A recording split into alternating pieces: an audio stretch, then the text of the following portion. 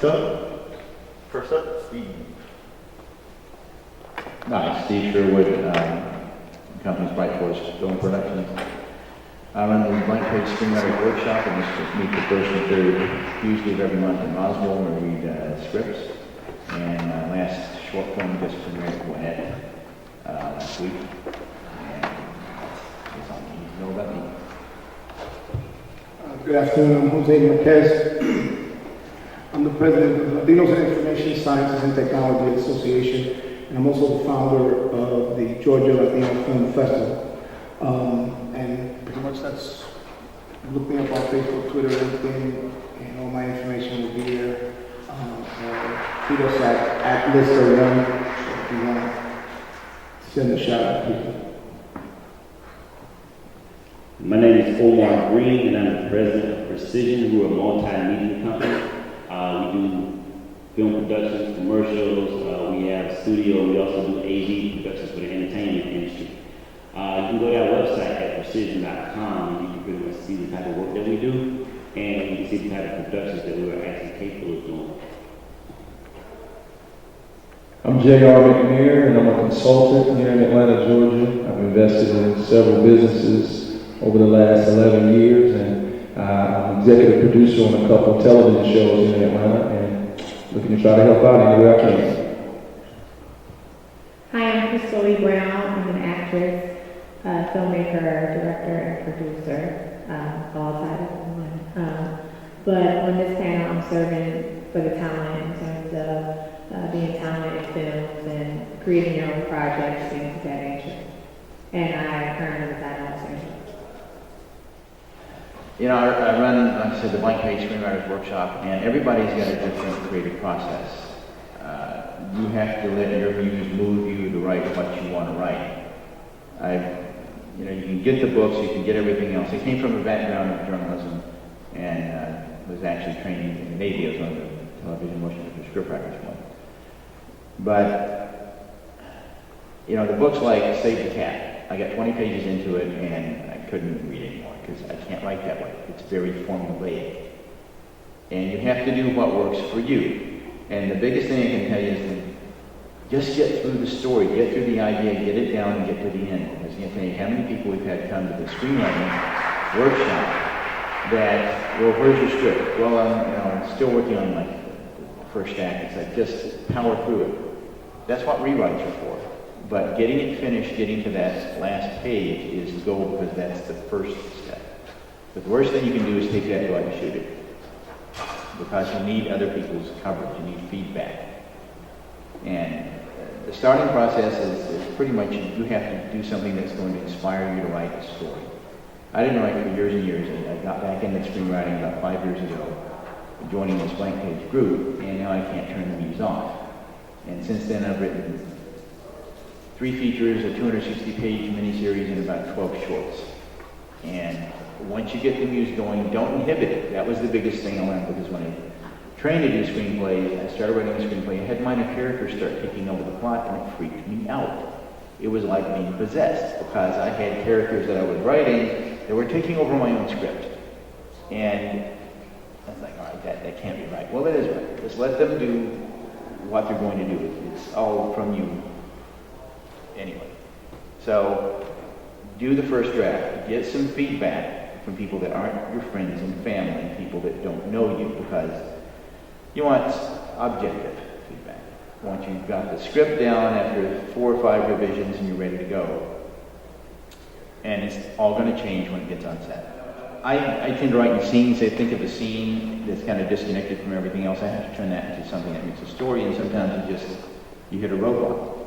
And sometimes stepping away from it is a good idea. Just give it a couple weeks and try to come back. But when I've tried to force it, there are people that say you have to write every day. You have to sit down and force yourself to write.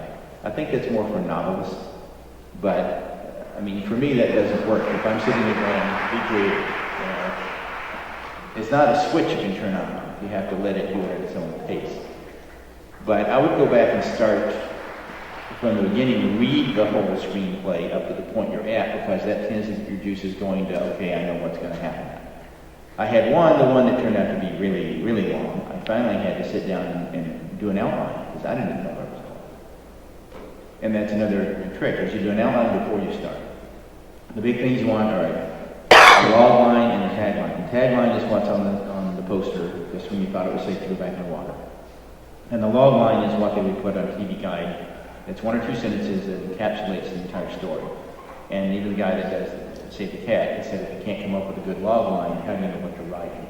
If you can't condense what your whole movie is about in 2 or 3 sentences, then maybe you don't have a good idea of what it's about.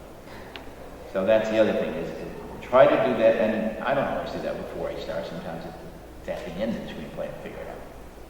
But in the end, you just got to do what works for you best. Well, the goal of most festivals, including mine, happens to be that we give an open opportunity to everybody to come in and showcase their movies, their stories, whether it's webisodes or full-length movies or short films. We want to make sure that, for us, it's really important that we give that next generation of filmmaker here in Georgia the opportunity to be able to show their case and to show what they're doing. So for us, it's really important that everybody that wants to put out something gets it into it. You know, there's a lot of other organizations and nonprofits that say, well, we're here to make sure that everybody is getting a chance. But we really want to make sure that not only are we exposing that next generation, but giving them the skills that they need to, so making sure that they understand, if you got chosen, why did you get chosen? If you didn't get chosen, we tell you as well, so that way at least you can learn, you know, from the experience of being in a film festival. And I think that that's an important thing, is the learning curve. Our community, African American and Latinos, here in this state, are behind of what I call the digital divide, or what everybody else calls. And remember, I'm a technologist from the beginning. I'm not really a filmmaker. I went to school for film in New York a long time ago, but those dreams were quickly squashed because I didn't know the industry. I didn't know how to go about. I didn't know the network. I didn't know any of that. So if you didn't have it at that time, you didn't get in. This is a network that will always be who knows you, not who you know. You know what I'm saying? So we want to make sure that we're able to give that opportunity to every filmmaker, every storyteller, even trained gaffers, grips. You know, we want to show that there's a whole industry that's making $6 billion in this state, and that we are not involved in it, and we need to be involved in it. So that's why the film festival is there. Those are some of the ideas that thank you for letting me share. Well, first of all, as far as pre-production is concerned, you don't have anything until you have a script. You have to get outside of the ideal phase. Most people, they're still stuck in the idea of the work. And when you're stuck in the idea of the work and you're still trying to present a film or a product or some content to be developed that has not been fully vetted, you know, from yourself, then most definitely it's even hard to have a conversation. I want to start by saying that. As it relates to the production cost, it's almost impossible to determine any type of asset requirement for a film if you do not have a fully complete script or that hasn't been thought out properly. I've experienced several times, and so many people have pitched films and productions and things of that nature, I mean, on a daily basis, to me as it relates to content, but they don't really know which direction they want it to go in. As an example, they don't know, okay, is this going to be better for TV? Is it going to go to DVD? Is it going to go, is it going to be a full feature? Is it going to be a short? Even those small, minor, you know, things that have not been completely vetted through. As far as trying to determine location, you know, sets and things of that nature, there's a lot that you can do inside the studio. Certain things are most definitely cost efficient to do it inside. And then certain things are most definitely more feasible to do on location. Your script will let you know that. It will let me know. It will let a director know. It will let the production manager know.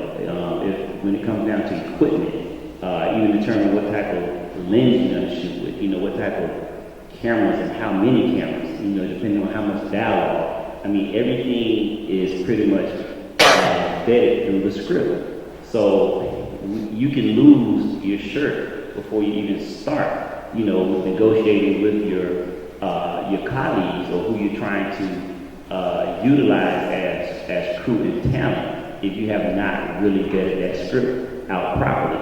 So I can pretty much see the cash register ringing as I'm reading or even through conversation as far as where we can shoot, what locations, and then you have to pretty much determine who you're talking to, as it relates to, is this an idea for someone? Are they trying to promote a particular concept? Is it personal? How personally attached are they?